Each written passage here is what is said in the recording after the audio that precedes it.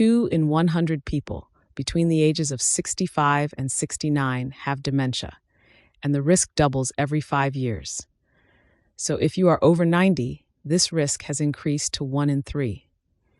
But there is good news. Recent research published in the prestigious journal The Lancet has identified 14 effective strategies to reduce our risk of developing dementia by up to 45%. In addition, this study also discusses future approaches that could potentially further minimize our risk. While it is ideal to address these risks at a young age, the encouraging message is that it is never too late to start making positive changes. Whether you are in your 30s, 50s, or even 90s, you can make a significant impact on reducing your risk of dementia by taking targeted actions.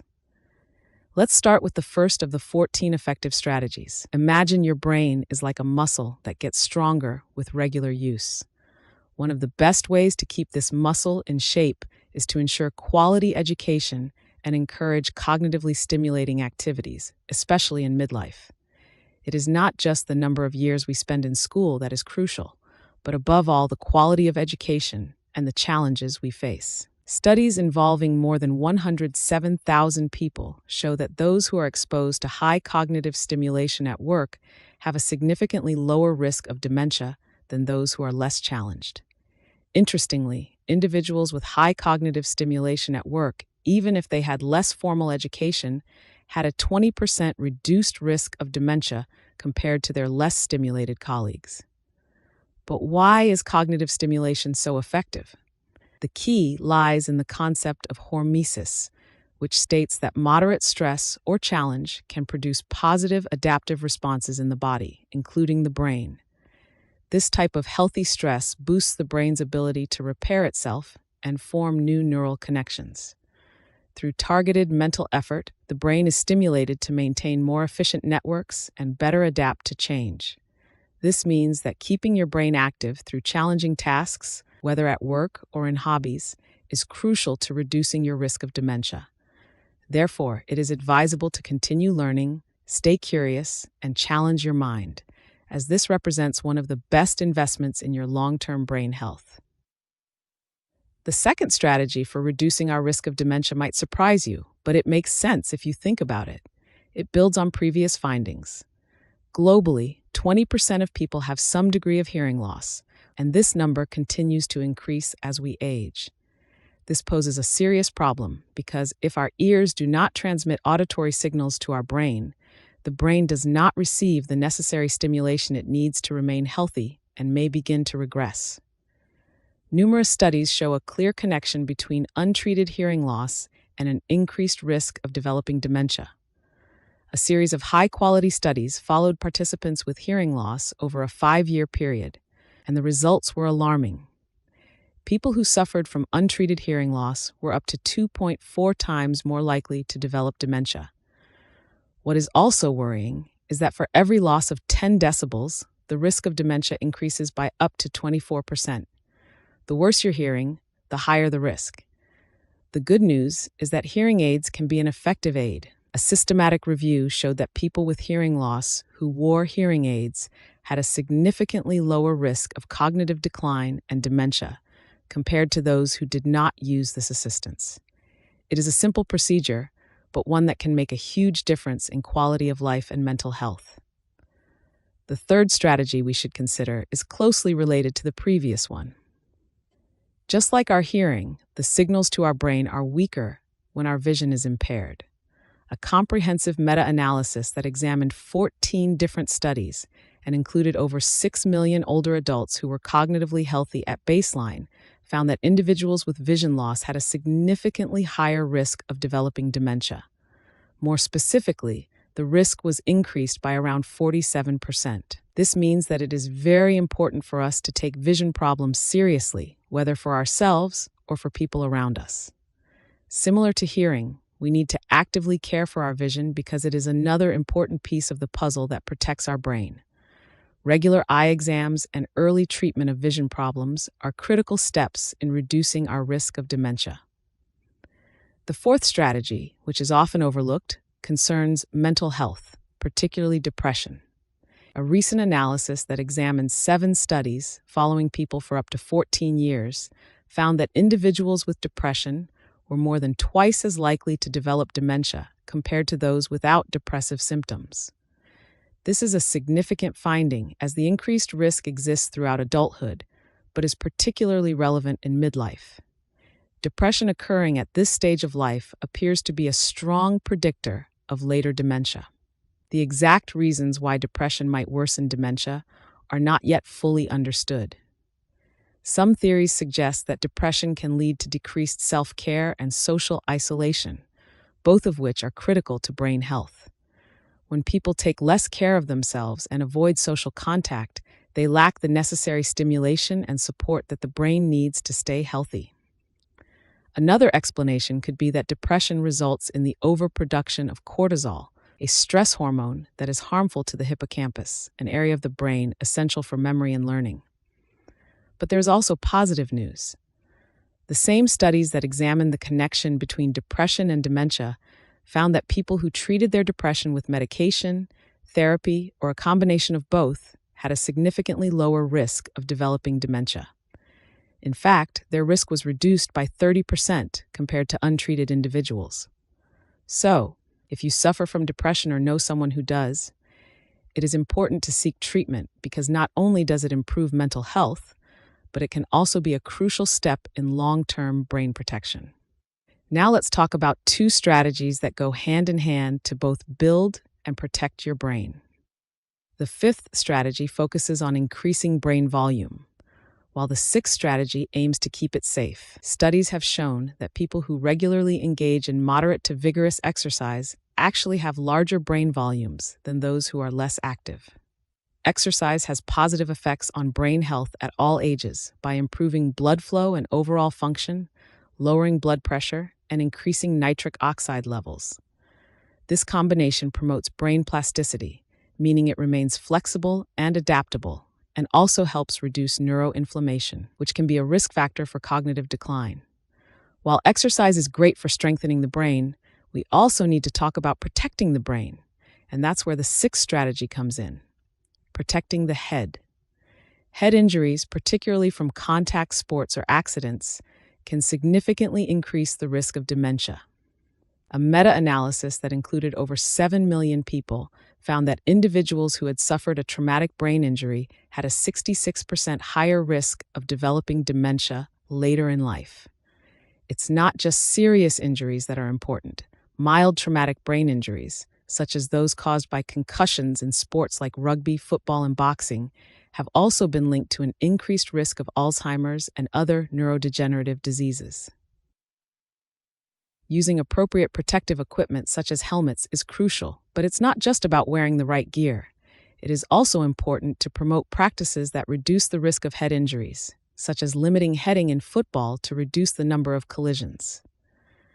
Additionally, athletes should not return to play immediately after a traumatic brain injury to ensure they fully recover before returning to action. These safety measures are critical to protecting your brain and should be taken seriously by you, whether you're an athlete, a weekend warrior, or simply someone who likes to stay active. The 7th strategy we'll discuss is one you already know: quit smoking. The health risks associated with smoking are well known, but it is important to emphasize that it is never too late to quit this harmful habit.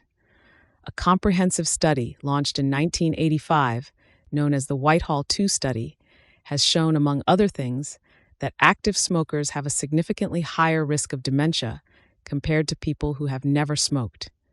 Further findings are also encouraging, as they show that ex-smokers do not have an increased risk of dementia.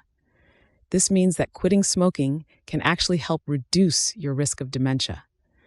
This message is very important because it conveys that it is never too late for smokers to quit. Quitting cigarettes not only has positive effects on overall health, but it can also have a significant impact on your brain health. Smoking damages blood vessels and can reduce blood flow to the brain, leading to a reduced oxygen supply. These factors can impair cognitive functions and thus increase the risk of neurodegenerative diseases. However, when someone makes the decision to quit smoking, the body begins to regenerate. Studies show that after just a short time without cigarettes, blood flow to the brain improves and cognitive abilities remain more stable. Therefore, the decision to quit smoking is not only a choice for physical health, but also an investment in mental fitness and well-being in old age. The eighth strategy we're looking at is relatively new.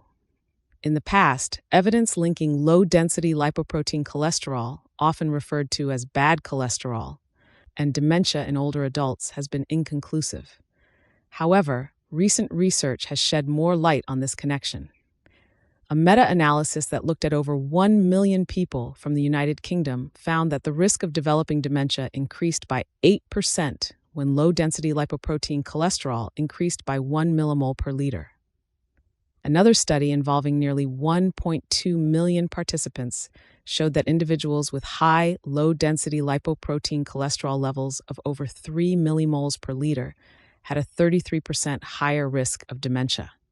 Additionally, a Danish study showed that people who do not follow recommended dietary guidelines tend to have higher low-density lipoprotein cholesterol levels.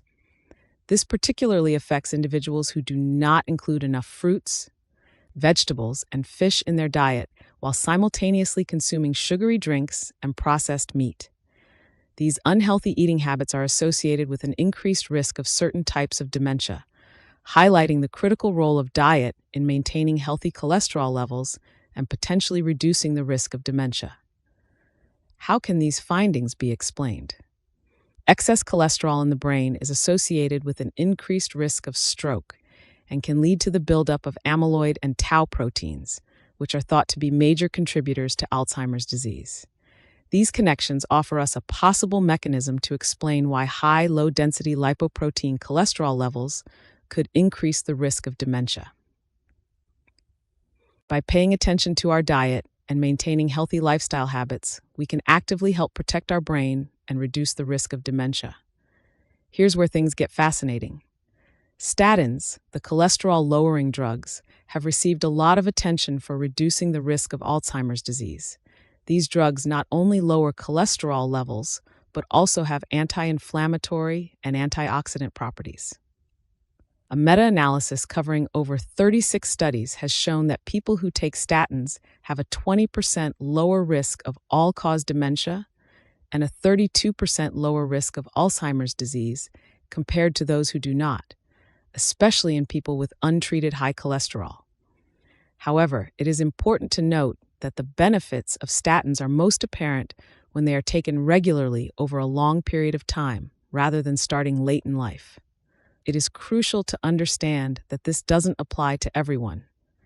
If we are fortunate enough to already lead a healthy lifestyle and have no genetic issues with our blood lipids, exposing ourselves to the potential side effects of statins would be unnecessary. In such cases, it is advisable to promote one's health through a balanced diet and regular exercise, rather than resorting to medications that may not be necessary. The 9th and 10th strategies are closely related. When it comes to weight, keeping it under control is crucial. Studies show that central obesity, such as a larger waist circumference, greater than 102 centimeters or 40 inches for men, and greater than 88 centimeters or 35 inches for women, is associated with a higher risk of cognitive impairment and dementia. This risk is even more pronounced in people over 65 years of age. The good news is that even a small weight loss, such as just 2 kilograms, approximately 4.4 pounds, can improve cognitive performance in just 6 months. This shows that treating obesity can make a real difference, not only to overall health, but also to brain health. Obesity is also closely linked to diabetes, a risk factor for dementia that we should definitely keep an eye on. A study has found that for every 5-year decrease in the age at which type 2 diabetes is diagnosed, the risk of developing dementia increases by 24%. Diabetes can cause long-term damage to both small and large blood vessels, which is likely a key factor in the increased risk of dementia. Insulin resistance, in which the body's cells do not respond optimally to insulin, can lead to metabolic problems in the brain. This manifests itself in increased amyloid toxicity, tau hyperphosphorylation, as well as oxidative stress and neuroinflammation, all of which are linked to Alzheimer's disease. In addition, higher levels of inflammation, such as those that occur with diabetes, are also associated with an increased risk of dementia. But here's something interesting. Some anti-diabetic drugs can actually reduce the risk of dementia. A comprehensive review of 27 studies involving a total of 1.6 million participants found that certain medications, such as sodium glucose cotransporter 2 inhibitors and glucagon-like peptide 1 receptor agonists, are associated with a reduced risk of dementia. In contrast, research on metformin, a widely used drug often associated with longevity, showed that it had no significant effect on dementia risk. Overall, managing diabetes and controlling our weight is a crucial strategy for reducing the risk of dementia. When we control our weight, we also lower our blood pressure, which is one of the key strategies. We've already heard how important it is to control our blood pressure, and now we'll learn why it's especially important for our brain health. A meta-analysis of 12 randomized controlled trials that included over 96,000 participants showed that people who took antihypertensive medications had a lower risk of developing dementia compared to those who did not. When it comes to blood pressure goals, the groundbreaking SPRINT study shows us that a systolic blood pressure of about 120 provides a significant risk reduction for heart disease compared to higher levels of about 136.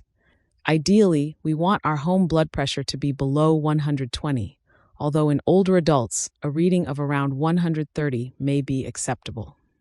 This is where everything starts to come together. The strategies we've discussed, such as maintaining a healthy weight, regular physical activity, and a diet rich in fresh fruits and vegetables, not only reduce our risk of dementia, but also help lower our blood pressure. These interactions provide additional protection against dementia. When we take control of our blood pressure, we not only take care of our heart, but also make an important contribution to the health of our brain. In our 12th strategy, we focus not only on lowering blood pressure, but also on protecting our brain by avoiding alcohol. Studies show that consuming more than 21 British units of alcohol per week in midlife, which is equivalent to about 12 US units or about 16 European units, is associated with an increased risk of dementia. 1 British unit corresponds to 10 milliliters or 8 grams of pure alcohol. In fact, people who drink in these amounts are 18% more likely to develop dementia compared to those who consume less. However, the situation becomes more complex when we consider the different drinking amounts. A comprehensive analysis that included data from over 24,000 older adults shows that people who consume alcohol in moderate amounts actually have a lower risk of dementia compared to those who do not drink alcohol. However, it is important to understand that many people who abstain from alcohol may be doing so for health reasons or because they have a history of excessive drinking. These aspects can significantly influence the results of the studies, as they distort the group of non-drinkers and thus cast the protective effects of light alcohol consumption in a different light. When we consider these factors, it becomes clear that the supposed benefits of moderate drinking may not be as robust as they first seem. Therefore, one could argue that the positive results for occasional drinkers are due to faulty statistical analysis rather than actually reflecting healthy practice. In addition, genetic and randomized studies show a link between alcohol consumption and earlier onset of Alzheimer's disease. While light drinking may seem safe based on some observational studies, abstaining from alcohol is our safest choice, especially if we want to protect our brain health. To round out our list, our 13th strategy is to stay socially active, while the 14th strategy aims to reduce our exposure to air pollution. Now let's look at the bigger picture. This life course model of dementia highlights the different risk factors we experience throughout our lives. If we consistently consider these factors, we can reduce our risk of dementia by up to 45%. And that's just the beginning. Together, we can take steps to support our brain health and live full, healthy lives. The Lancet article mentions a few other factors that are being actively investigated, and it would be useful to include these in our considerations in the future. A central aspect is the duration of sleep, for which there is currently no clear answer as to whether too little sleep, that is 5 hours or less, or too much sleep, that is 10 hours or more, directly increases the risk of dementia. There's even a possibility that sleep problems may be an early sign of dementia rather than a cause. Sleep problems can affect the risk of dementia in a number of ways, as they often occur in conjunction with other conditions we have already discussed, such as diabetes, depression, and excessive alcohol consumption. In addition, sleep disorders often lead to the use of sleeping pills, such as benzodiazepines, which in turn are associated with cognitive decline. The scientific evidence on this topic is not yet fully understood, but it is definitely important to keep an eye on these developments as further research results are expected. The report also addresses the extensive Cosmos studies on multivitamins and minerals. At the time the Lancet article was completed, the Cosmos Web study had not yet been published, but it remains to be seen whether we will see additions to multivitamins and minerals in future reports. Investigating creatine supplements may also be of interest, and we have provided further information on this in one of our videos. There is also exciting research into how to diagnose dementia early and initiate treatments when it occurs, which could be of utmost importance in the future. That's it for today's episode. We hope that the information was helpful to you and gave you new perspectives on the topics of brain health. If you are interested in more exciting content focused on promoting a healthy and fulfilling life, we invite you to subscribe to our channel. This means you can stay up to date on the latest research and strategies to improve your quality of life. Don't forget to turn on notifications so you don't miss any of our future episodes. Please feel free to share your thoughts and questions in the comments, as we are always happy to talk to you. Together, we can raise awareness of the importance of health and well-being. We wish you a long, healthy, and happy life. See you next time.